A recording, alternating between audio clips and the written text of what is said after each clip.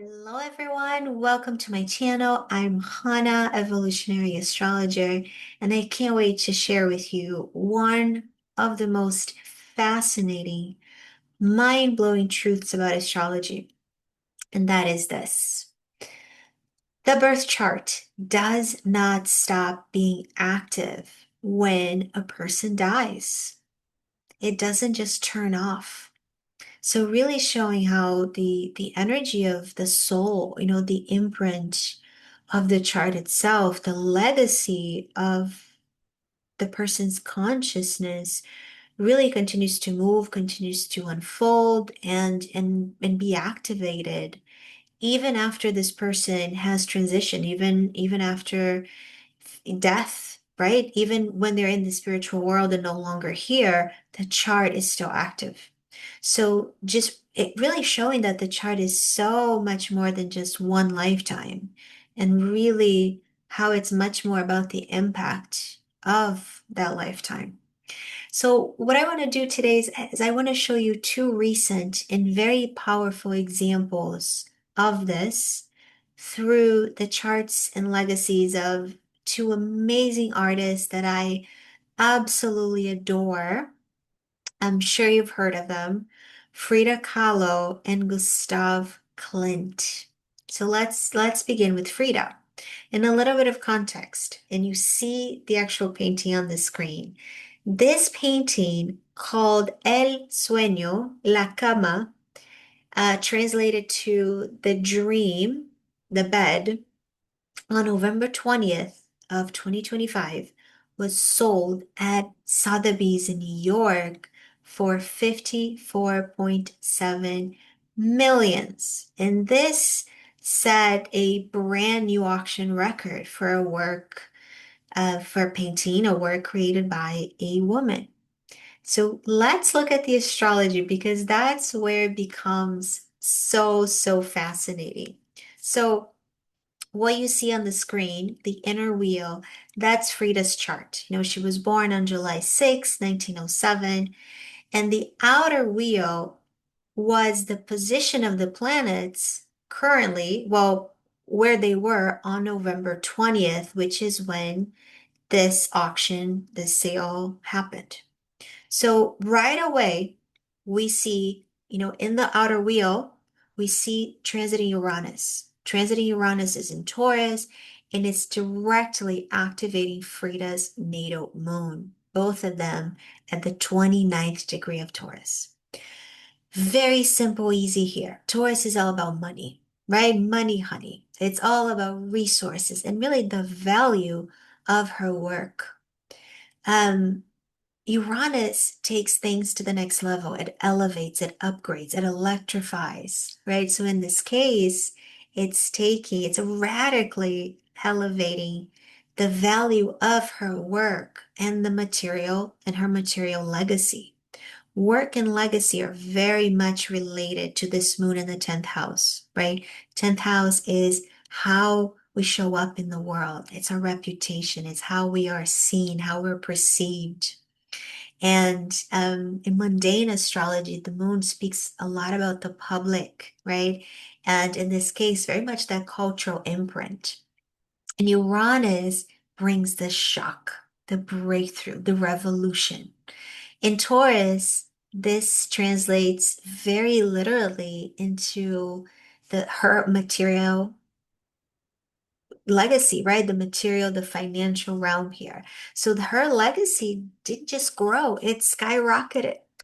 And at the same time, this Uranus is opposing her, the transiting Sun and Mercury. Mercury was retrograde, and this was a cazimi, which means that the Sun and Mercury are together in the sky, which brings the negotiations, it brings the major decisions, the contracts, the sale, the announcements. Probably, in Gemini, probably Gemini and Mercury. In this case, the Mercury and the Sun coming together really bring that massive wave of conversations around her name, around her work, around how much it's, going to be.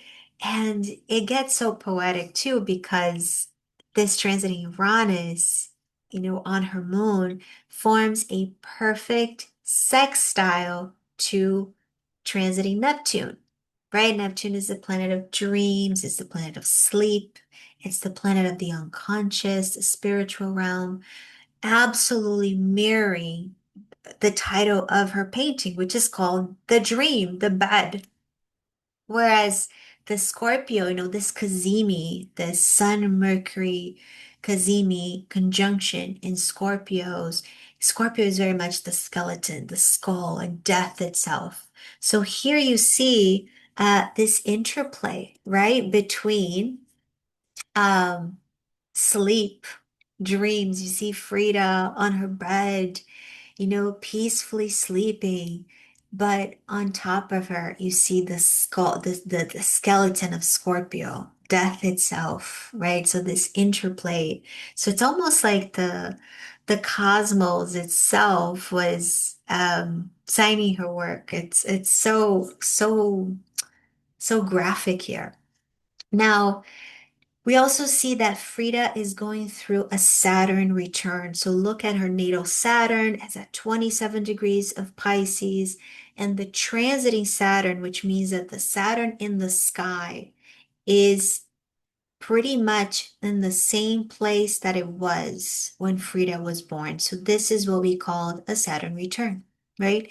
So a Saturn return marks a major milestone in a person's life. It's a crystallization of something. In this case, it's that formal recognition, right? That deeper anchoring of her legacy in history in the world. Saturn says this matters. This is here to stay. A Frida Kahlo, her work, her legacy really is a permanent thing.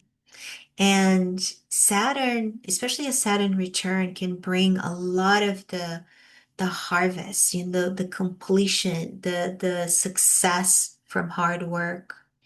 And very much the case here. Jupiter, transiting Jupiter is also activating her North Node, which is all about her influence, the expansion, the growth. And it's in the 12th house, which is the house that goes beyond time, right? It's beyond borders. So it's even, in this case, even beyond the physical world. So it's a Jupiter return. It brings a milestone, it brings expansion, it brings growth. And what makes this so extraordinary is that if we look at the inner wheel, if we look at Frida's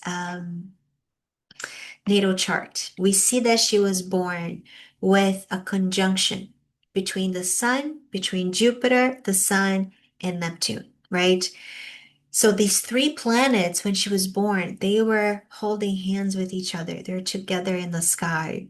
And this can very much bring that signature of artistic vision and spiritual depth, imagination, almost like a mythic influence, So very much of her identity, sun, is connected to something beyond this realm. It's very expansive. There's something quite bigger than life here, beyond this physical realm. And on this day, on November 20th, the sky is recreating the same energetic blueprint through a grand trine between those three planets. So you see a grand trine between Jupiter, Neptune, and the Sun. So literally mirroring the cosmic pattern that she entered the world under. So powerful repetition here, like almost like a sacred echo happening as time is unfolding forward, um, almost like this honoring her life, this honoring of her art, the honoring of her contribution, of her impact. And within this grand trine, you see that Saturn very active, really grounding, crystallizing. You see also that Mercury, Sun that I've already spoke about, which brings the contracts, the global conversation around her name. So this is not just a sale, right? You see that there's something much bigger happening here, something almost like a celestial confirmation that her legacy is still unfolding. and really showing us something quite extraordinary that Frida's chart is still alive. It's still speaking, right? And it's still working through time. So it's working beyond physical, linear human time, right? Uh, and one last thing that I want to mention, and I want to go back to where I started, which was speaking about transiting Uranus right on top of our chart. This transiting Uranus is on her moon, right? So we know it's her moon, it's about her work, it's about Frida herself, but it's actually much, much bigger than that because the moon speaks about the female principles. It speaks about womanhood. It speaks about feminine, female, women. With Uranus, remember, Uranus elevates. So here we see an elevation of the female artistry itself. Uranus likes to challenge the old systems. And in this case, we've been living, right? Our whole planet, we've been living under patriarchal, hierarchical limitations. And here, Uranus is breaking this, forcing the world to reevaluate. It's a Uranus retrograde, so there is that reevaluation of Taurus, of the worth, of the value of women's creative expression. So it's helping to rewrite the story of how women are seen, how the work of women are honored, and how it's priced in the global artistic and the global art world. And that is astrology in action. Okay, so another incredible example is Gustav Klimt. If you don't know him, he was one of the greatest visionaries of what we call the Viennese succession movement. And he had this incredible capacity to blend mysticism, and his work is highly, as you can see, it's highly decorative and it's sensual. It's very unique. There's so much ornaments, right? And it's very unique to him, very special. And he also does a lot of feminine, he painted a lot of women. And he has a very specific style. So, when we see a Clint, we know it's a Clint. So this one that you see is called The Kiss. It's iconic. I'm sure you've seen it, this beautiful golden embrace. And again, he painted a lot of women. So women really were, his muse. And you also see that there's something quite transcendental to his work. It's almost like it's otherworldly. It takes you to another place, right? So here's some other examples of his work. He again, so many women, different faces, different. There's the crone and the maiden and the mother. It's quite phenomenal what he created.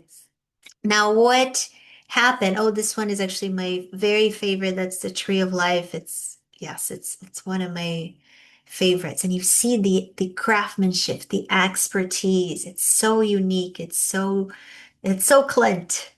Okay, so here's what happened. The context for what we're going to see. This happened in November 18th, 2025. Another one of his masterpieces, called The Portrait of Elizabeth Lederer. I think I'm saying this correctly. It was also sold in New York at Sotheby's for an incredible, astonishing amount of one $236.4 million. So this is now considered to be the most expensive modern artwork ever sold at an auction.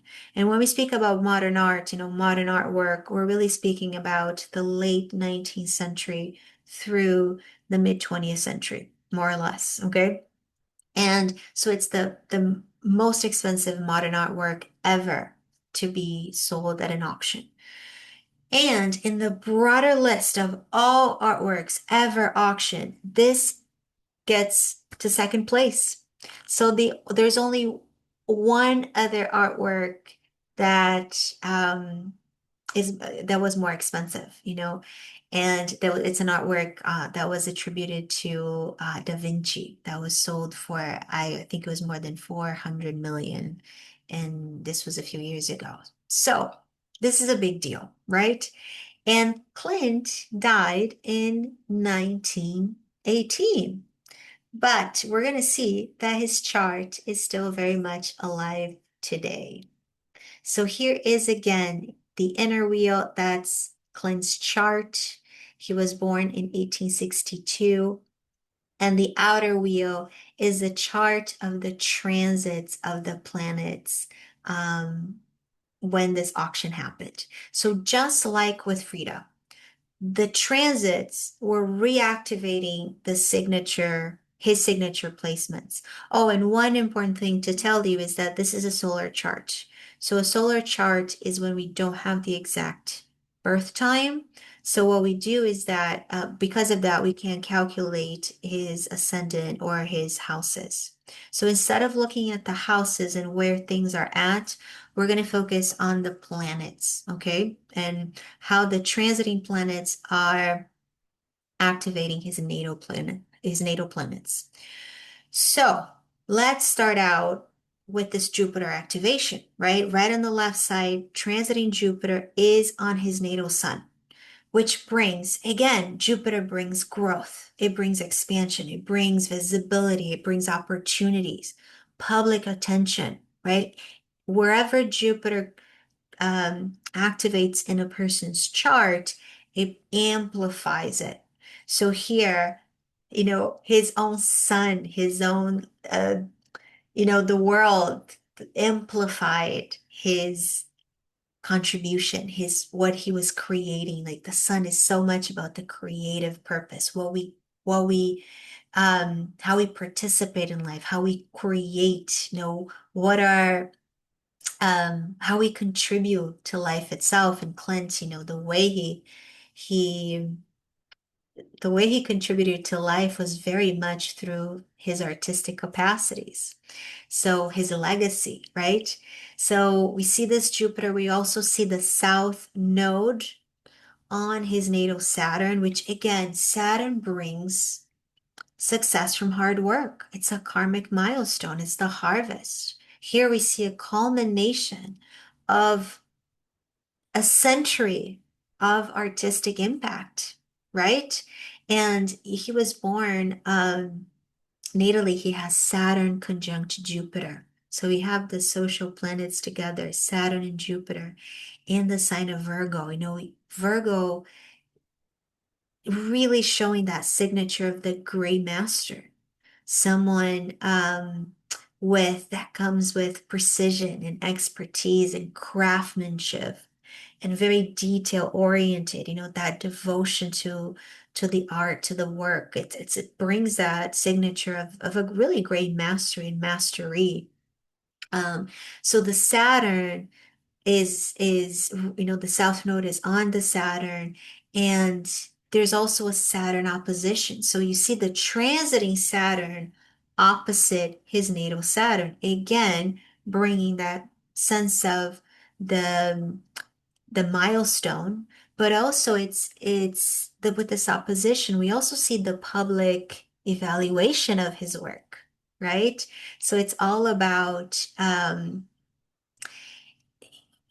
like there's a new milestone, but also the recalibration of the value of Clint's work. It's asking, okay, it's like a historical evaluation type of thing, is it really valued that much? And it was, very much crystallizing the value of his artistic legacy, right? We also see Juno transiting Juno opposite his natal Venus, which brings the themes of the feminine. Transiting Juno, no, this combination of Juno and Venus, they're very much about the feminine. Venus is the feminine itself. It's about beauty. It's about the art. It's about the muse, like I mentioned, Clint painted a lot of women. And Juno, and which is very much the case of this particular portrait, is also the portrait of a woman. And Juno is Hera. Hera was the wife of Zeus in Greek mythology. So Hera is the queen of the queen of the gods and the goddesses. So here, wherever Juno is, it can show a sacred contract. So here, a sacred contract between two beings.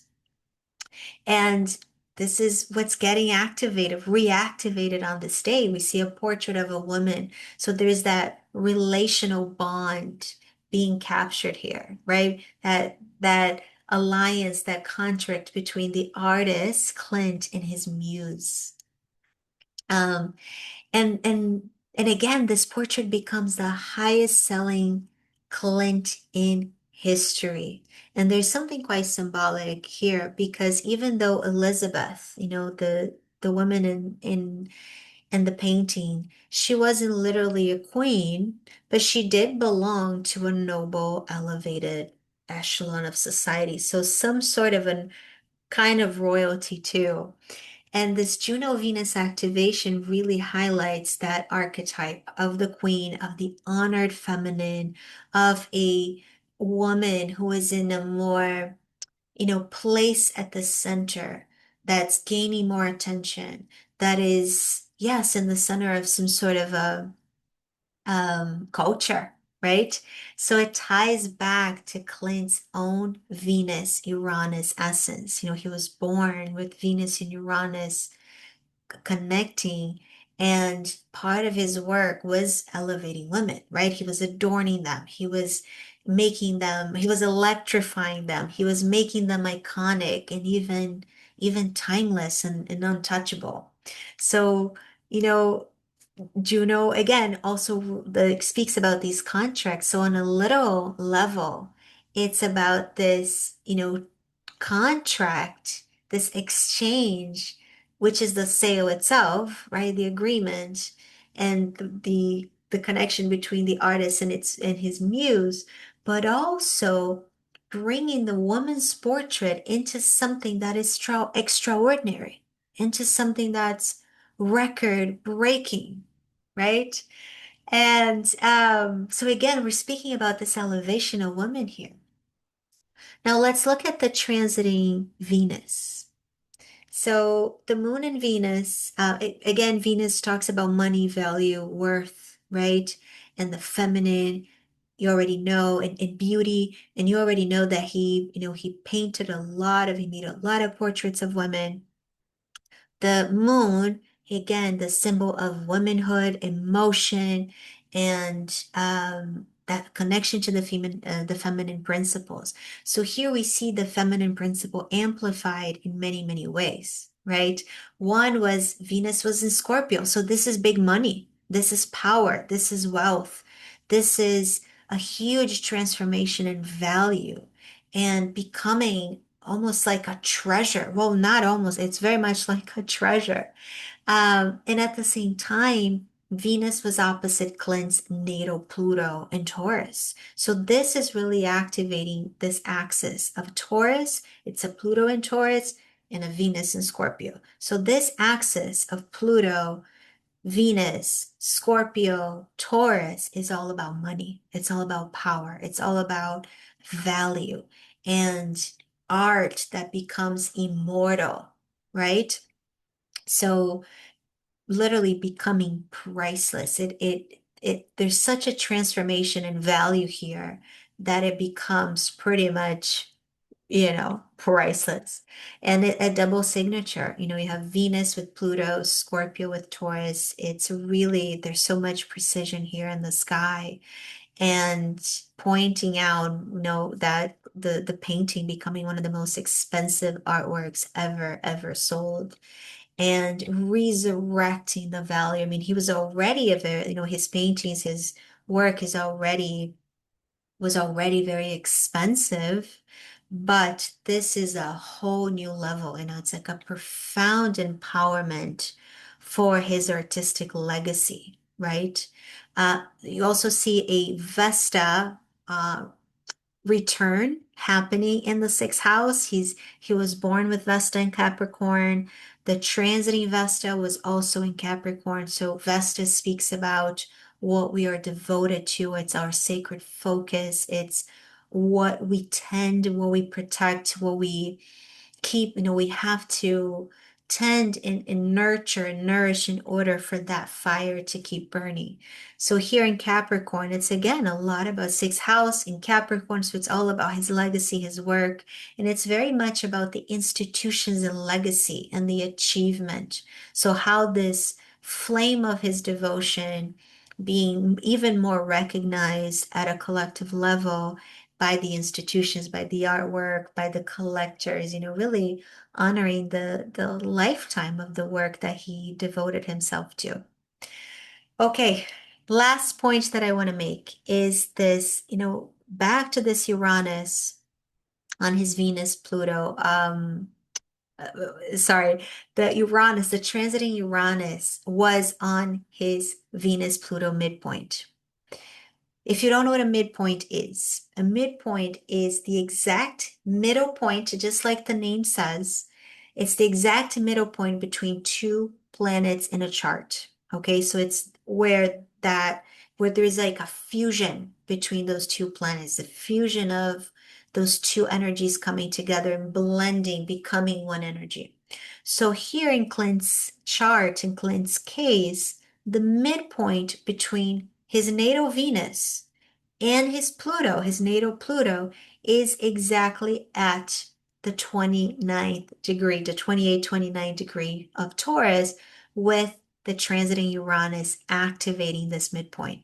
So again, um, just to review this, Venus is money, is value, it's his art, it's the women, right? It's the worth. And Pluto brings power, wealth, depth, transformation, empire, tremendous growth. So this Uranus sitting on this Venus-Pluto midpoint is so symbolic of this sudden surge in value, right? That drastic reevaluation of his work and the value, the worth of his work, and that elevation, that upgrade. And again, I'll bring this back to what I mentioned about Frida. It circles back to the feminine. And with Frida, we saw how there was an elevation of female artistry, right? A woman being recognized, a woman being honored, and her work being valued, her creations being valued. With Clint, we see now an elevation of the value of the feminine image, right? It was a woman's portrait. Yes, it was painted by, it was painted by a man, but it still carries that profound archetypal Venusian essence. So in both cases, the universe is highlighting the very same theme, which is how much do we value the feminine? How much do we value the presence, the expression, the legacy, the beauty, right? So, and again, so fascinating the how, these charts are being activated long after the artist has left the world. And isn't this so fascinating, right? To witness a chart continuing to breathe, continuing to respond throughout time, right? And really reminding us that our soul's imprint is eternal. It's timeless. And astrology is a living language forever and ever in motion. All right. Thank you for watching. I hope you enjoyed this video. If you did, don't forget to like, subscribe to my channel if you haven't yet, and let me know in the comments if there's any topics that you would like to explore next. I always love hearing from you. So, and I always look forward to creating more content for you. So thank you so much for watching, and I will see you next time.